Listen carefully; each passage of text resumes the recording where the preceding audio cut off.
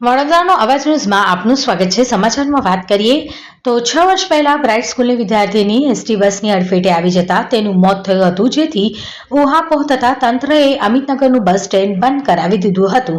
જે bus stand 6 મહિના પહેલા જ ફરીથી શરૂ કરવામાં આવ્યું હતું। આવી જ રીતે અમિતનગર પાસેથી પેસેન્જરોને લઈ જતા ખાનગી વાહનો ધમધમતા હતા, ત્યારે એક વાહનને एक्सप्रेस वे पर एक्सिडेंट थता 10 मौत थया हता, जेथी पोलीसे अमितनगर पासेथी खानगी वाहनोनो सफायो बोलावी दीधो हतो।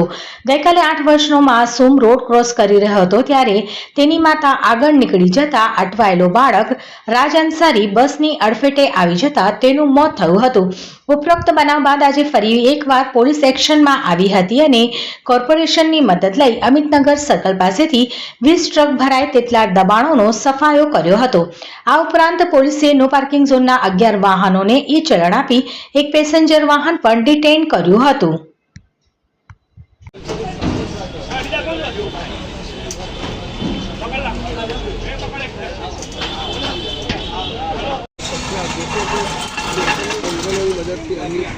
शेड उभा કરી દેવામાં આવ્યા હતા।